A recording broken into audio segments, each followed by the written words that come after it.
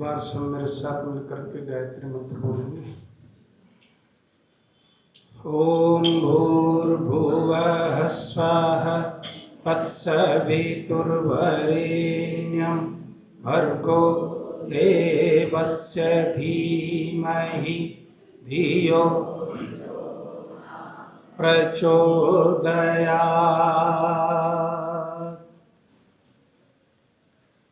मंच पर विराजमान श्रद्धेय डॉक्टर वेदपाल जी, हम और डॉक्टर साहब चर्चा कर रहे थे कि आज तो हमें भी बैठ के सुनना चाहिए। ऐसी भद्र महिलाएं उपस्थित हैं, मंच पर विदुषी बहनें उपस्थित हैं कि हर समय बोलने की अपेक्षा कभी सुनना भी अच्छा लगता है। लेकिन जो निर्देश आदेश आपका है उसका पालन हम कर रहे हैं। समस्त मंच को नमन करता हूं। जिन देवियों ने यहाँ पर अपने विचार रखे हैं, आगे भी आप सुनेंगे, उनका अभिनंदन करता हूं। जो पुरुष यहाँ पर बैठे हुए हैं उनका विशेष स्वागत करता हूं और सभी वंदनीय अभिनंदनीय मातृशक्ति को नमन करता हूं और आगे चलता हूं। देखिए, बहुत ध्यान से आप सुनते रहें, थोड़ा सा 15 मिनट आनंद लीजिएगा जरा। आपने विषय रखा है कि राष्ट्र निर्माता नारी। एक बात मैं आपको जरूर कहना चाहता हूं, इसको थोड़ा स्पष्ट कर लेते हैं कि भारत के निर्माण में भारत की नारी का योगदान। जहां तक निर्माण की बात है तो जो अमेरिका में बैठी हुई नारी है वो भी निर्माण करती है। ऐसा नहीं है कि आप ही हम करते हैं। अगर भगत सिंह को यहाँ पर उसकी माँ ने पैदा किया तो नेपोलियन बोनापार्ट को भी पैदा करने वाली बोलो कोई माँ ही थी। सारी दुनिया की महिलाएं सम्मान के योग्य हैं और मैं कहता हूं, आप मुझे बताइए, अगर मैं भारत की नारी का तो सम्मान करूं और बाहर की नारी का सम्मान न करूं तो क्या मैं एक अच्छा व्यक्ति हो सकता हूं? हमारे भद्राचार्य जी हैं, अब वो माफ़ी मांग करके अपनी जो है सिपाहियाँ देते घूम रहे हैं। उन्होंने कहा कि पत्नी तो एक आनंद का खिलौना है। आज भी इन परिस्थितियों में ये चीज़ें हो रही हैं। हमारे नरेश जी ने, खैर इसको भी मैं विस्तार नहीं दूंगा, समय बहुत ही कम है। हमारे नरेश जी ने एक बात रखी, अक्सर एक बात आप सुनते हैं, क्या सुनते हैं कि नारी जो है वो दुर्गा है, नारी जो है वो लक्ष्मी है, नारी जो है वो शक्ति की भी आधायिका है, सरस्वती भी है नारी। ये नारी के स्वरूप की व्याख्या है साहब, और ये इसलिए है व्याख्या, इसलिए पदवी मिली है। हमारे यहाँ पर एक सुरेंद्र शर्मा जी हास्य कवि हैं, उन्होंने हास्य में बहुत बड़ी बात कही। वो कहने लगे, इन देवताओं का हम क्या करेंगे, ये तो विदाउट पोर्टफोलियो है, इन पर कोई मंत्रालय तो है नहीं। शक्ति चाहिए तो नारी के पास जाओ, धन चाहिए तो नारी के पास जाओ, जान चाहिए तो नारी के पास जाओ। इनके पास क्या रखा है, इनकी फिर कौन पूजा करेगा? तो ये एक उसमें व्यंग में भी कुछ न कुछ गहरी बात वो कह गए। ये एक आध्यात्मिक स्वरूप है जिसकी चर्चा होती है, करनी चाहिए। लेकिन मैं कुछ ऐसी बातें करूंगा, हो सकता है थोड़ी बहुत आपको ऐसा भी लगे कि आचार्य जी क्या कह रहे हैं। जो दो व्यवहारिक रूप है नारी के, उनकी चर्चा करते हैं। व्यवहारिक रूप कौन से हैं? एक तो नारी का रमणी रूप है और एक नारी का निर्मात्री रूप है साहब। आज के इस युग में यदि आप अपनी दृष्टि डालें, ईमानदारी से विश्लेषण करें, तो आपको कौन सा रूप ज्यादा प्रखर नजर आता है? जरा मुझे उसका बता दीजिए, आप ही बताइए तो मैं आगे चलूंगा। हाँ, बस आपने कह दिया, मुझे कहने की जरूरत नहीं, इसके लिए धन्यवाद। तालियां बजाओ एक बार जोर से। सच्चाई को स्वीकार करने वाले बहुत अच्छे कम लोग होते हैं। आजकल की जो परिस्थितियां हैं, नारी जो है वो रमणी रूप में ज्यादा इस समय सम्मानित हो रही है, या वो अपने आप को ज्यादा रमणी रूप में प्रदर्शित करना चाहती है, रमणी के रूप में दिखाना चाहती है। जो उसकी अपनी शक्ति रही, प्रमुख शक्ति निर्माण की, उस तरफ उसका ध्यान थोड़ा सा कम है। जब वो विज्ञापन करती है तो विज्ञापनकर्ताओं को अपना प्रोडक्ट बेचने के लिए किसकी याद आती है? नारी की याद आती है साहब। और ऐसे ऐसे विज्ञापन करने के लिए कौन बाध्य करता है? जब नारी कहती है कि ऐसा करने से लड़का पट जाता है, ऐसे ऐसे विज्ञापनों की भरमार पड़ी हुई है। वो भरमार आपको करने के लिए वो किसी पुरुष ने तो मैं नहीं समझता कि आपको विवश किया होगा। प्रलोभन जरूर दिया जा सकता है, पैसे जरूर दिए जा सकते हैं, लेकिन करना न करना आपकी अपनी बड़ी स्वतंत्रता है। वो सारे अपने परिधान पर। और सबसे बड़ी विडंबना की बात देखिए कि आजकल की नारी उसके साथ खड़ी दिखती है जो लिव इन रिलेशनशिप की वकालत करती है साहब, खुलेआम करते। ये कौन सी सोच है? जब एक नारी ये कहती है कि गाड़ी भी खरीदते हो तो टेस्ट करके खरीदते हो, बताइए है कि नहीं? ये स्टेटमेंट में गलत कह रहा हूं तो मुझे पकड़ लीजिएगा। है, गाड़ी भी खरीदते हो तो टेस्ट करके खरीदते हो, तो फिर शादी करना है तो उसमें टेस्टिंग की परंपरा कहाँ गलत है? और जिस देश में ब्रह्मचर्य की शिक्षा दी गई, जिस देश में संस्कारों की शिक्षा दी गई, जिस देश में आश्रम की व्यवस्था है, जिसमें गुणों के परीक्षण की व्यवस्था है, जहां पर धर्म की व्यवस्था है, जहां पर मर्यादा पुरुषोत्तम श्री रामचंद्र है, वहां पर आप ऐसी बातें कहने वाली नारी है? मैं नहीं कह रहा। नारी कहती है कि जब गाड़ी भी टेस्ट करके खरीदते हो तो फिर विवाह करने से पहले लिव इन रिलेशनशिप में रहने से क्या क्या नुकसान है? और एक बात आपको और बता दूं क्या नुकसान है, उसको भी सुन लीजिए जरा। नुकसान क्या है? कितने घर इस लिव इन रिलेशन की वजह से बोलो टूट रहे हैं कि नहीं टूट रहे? एक हमारे जानने वाले ने विवाह कर लिया और विवाह करने के बाद कोर्ट में पत्नी ने मुकदमा दायर कर दिया। दायर करने के बाद क्या समस्या खड़ी हो गई? अब कोर्ट ने कहा कि ठीक है, इसको सस्पेंड करो, इसकी नौकरी भी ठीक करो। उसने कहा जी मैंने तो विवाह किया ही नहीं। बोला फिर तुम्हारे साथ ये कैसे रह रही है? बच्चा भी पैदा हो गया जी 1 साल के बाद, कोर्ट में मुकदमा यथावत चल रहा है। कोर्ट में लिख करके दे दिया कि हमने कोई शादी नहीं की, हम तो लिव एंड रिलेशनशिप में रहते हैं। अच्छा, दूसरी पत्नी बन करके कौन आती है? पुरुष आता है कि महिला आती है? दूसरी पत्नी बनकर के लिव इन रिलेशनशिप की वकालत मत कीजिए, गलत की वकालत मत कीजिए। यदि आपको समाज को बचाना है तो रमणी के रूप को, जो ये हमारी अभिनेत्रियां हैं, इनको आदर्श मत बनाइए। ये कोई आदर्श नहीं है साहब, ये तो समाज को विकृत करने वाली वो अभिनेत्रियां हैं जिन्होंने आजकल की जनरेशन का दिमाग पूरी तरह से खराब किया हुआ है।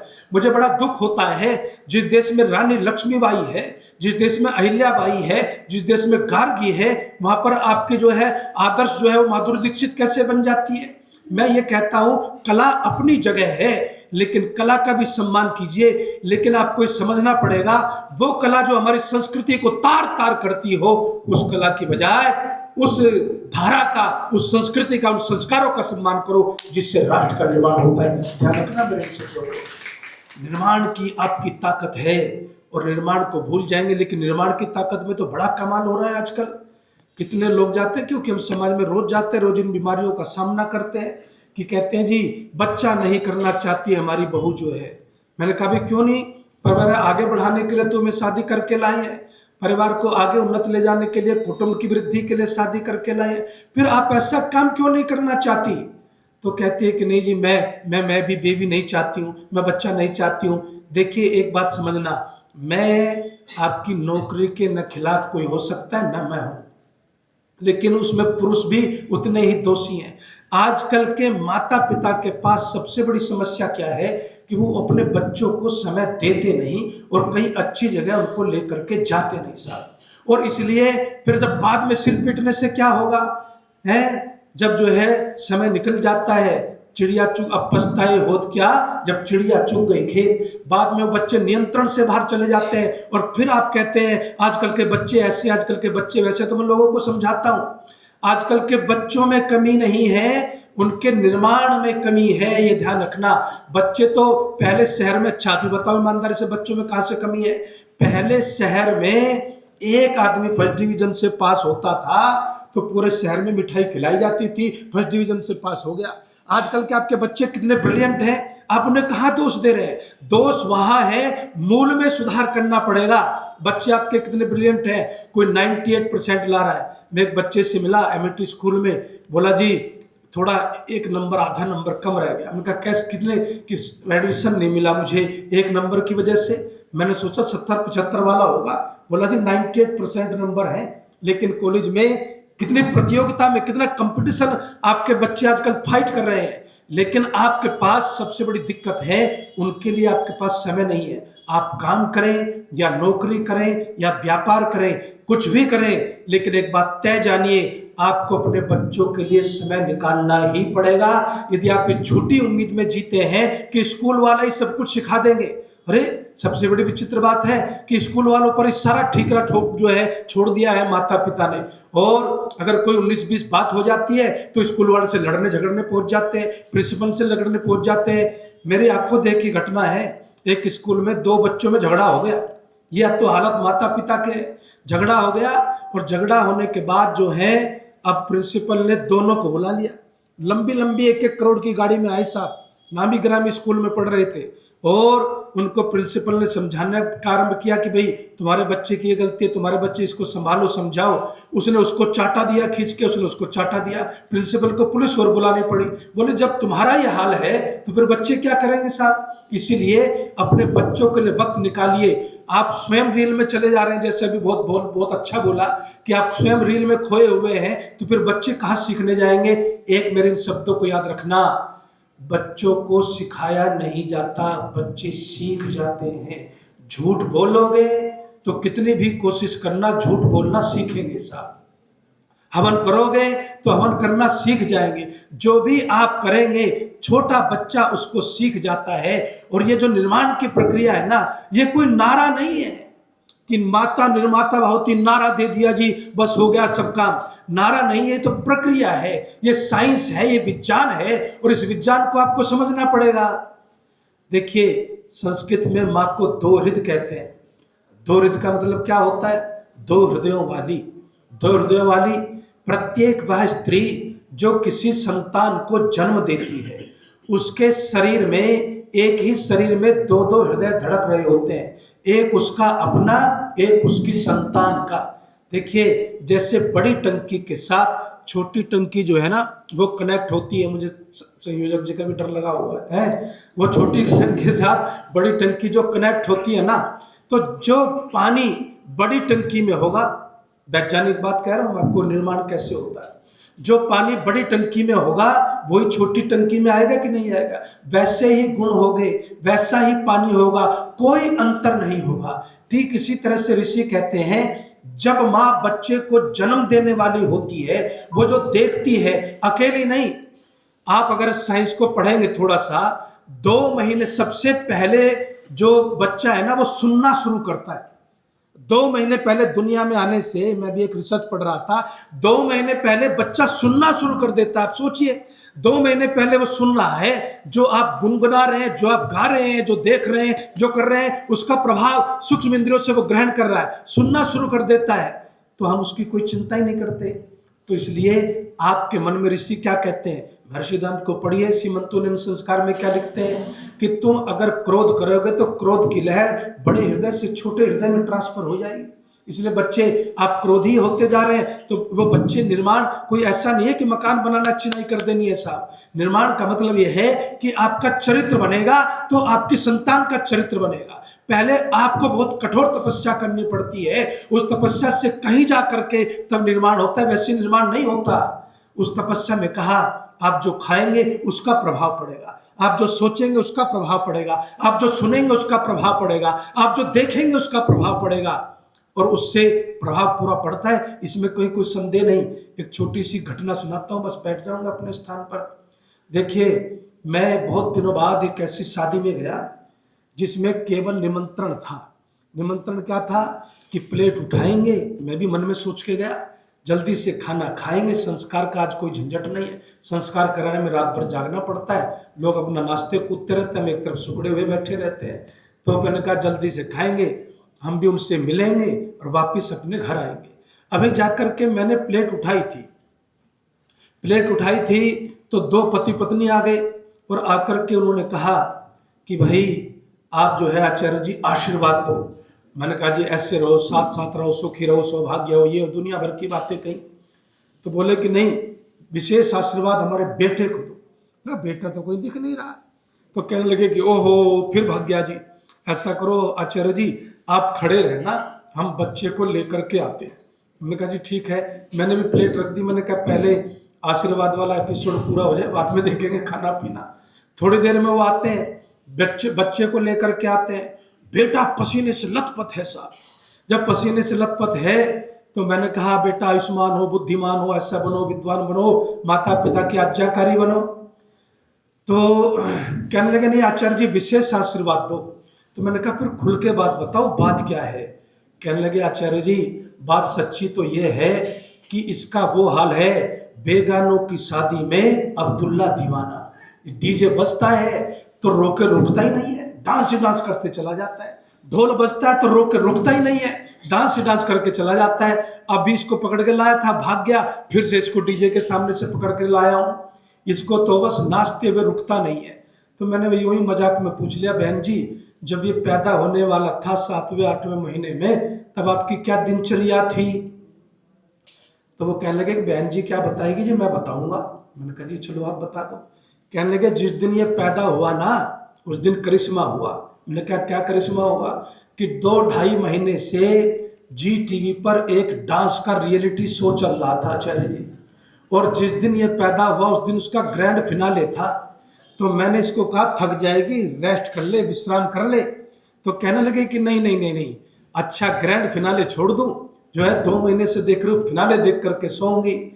तो कहने लगे फिनाले देख करके सोई और महाराज जी सो है दुनिया में इनका पदार्पण हो गया। तो मैंने कहा तो अंदर से ट्रेनिंग लेके, माँ की ट्रेनिंग लेके आया हुआ है, मेरे रोके से नहीं रुकेगा ये। अब तो इसको इसकी माँ ही समझा सकती है साहब। तो इतना सूत्र है, विज्ञान है, साइंस है, इसको समझ करके निर्माण होता है, जिसकी तरफ इस समय कोई ध्यान बोलो नहीं है। रमणीयता को छोड़ते महनीयता को अपनाइए, निर्माण के कार्य को कीजिए। समय हो गया लेकिन डॉक्टर साहब का आदेश है कि 2 लाइनें एक बेटियों वाली कविता उसकी सुना दूंगा। शिवजग जी का मन होगा तो 2 सुना ना, 2-4 में काम कर लेता हूँ। मेरे साथ मिलकर के बोलना, ये बेटियां बैठी इनको समर्पित कर देता हूँ। बेटियां तो विधाता का वरदान है। बैठी ना वरदान बोलो। बेटियां तो विधाता का वरदान है, सृष्टि का इस धरा पर ये एहसान है, सृष्टि का इस धरा पर ये आवाज निकलो, बेटियों के लिए तो आवाज बुलंद होनी चाहिए। जन्म लेने से इनको नहीं रोकिए, जन्म ले को नहीं रोकिए, आपका जिस्म है आपकी जान है, आपका जिस्म है आपकी जान है। बाकी कविता पर कभी सही। धन्यवाद।